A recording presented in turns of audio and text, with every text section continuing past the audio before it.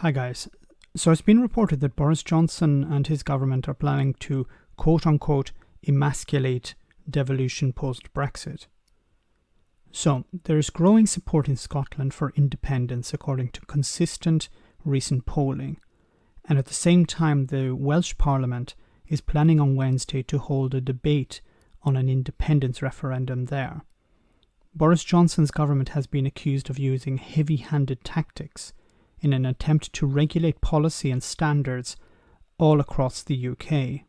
Now, a new generation of Tories who've been elected have shown greater and more aggressive opposition to devolution, and they've been attempting to pressure the Prime Minister to follow suit.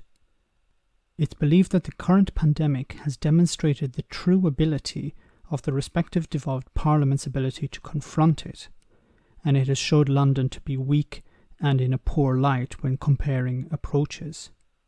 It's important to remember that health is a devolved issue. So England, Scotland, Wales and Northern Ireland have acted distinctively different in dealing with both lockdowns and the measures to eventually ease them. This has created a great deal of concern for Tories in London. In Wales, for example, the government there has deep concerns about how the UK government has refused to meet or even respond to requests from the First Minister Mark Drakeford. Boris Johnson has not spoken with him since the 28th of May. This is exactly the same date that Nicola Sturgeon, the First Minister of Scotland, last had formal conversations with Boris Johnson either.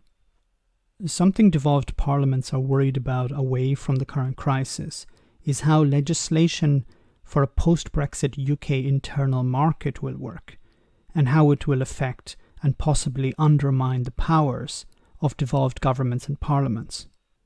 Now, a phrase you'll probably hear very often, very soon, is that of a quote-unquote mutual recognition regime. This is where regulatory standards in one part of the UK, namely England, are automatically accepted in all parts of the UK. For example, if the UK government in London accepted something like, say, chlorinated chicken to be sold in supermarkets, devolved powers like Scotland and Wales would have no choice but to allow it to be sold there too.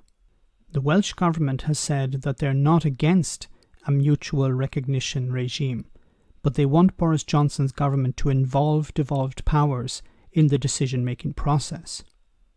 The Tories are hell-bent on either stopping Scottish independence or a possible Welsh independence later on. The damage they have caused because of Brexit has caused the drum of separation to sound louder and louder. If they can't stop referendums taking place outside of England, they will instead attempt to undermine devolved governments, rendering them toothless, and seek to bring control back to Westminster. They're playing a dangerous game, and of course, because they are Tories, a dirty one.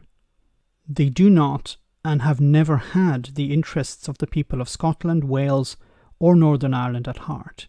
It is about maintaining power, and in some cases, not allowing the golden goose to escape the farmyard. Let me know in the comments, guys, what you think. As always, your comments are greatly appreciated. Thanks a lot.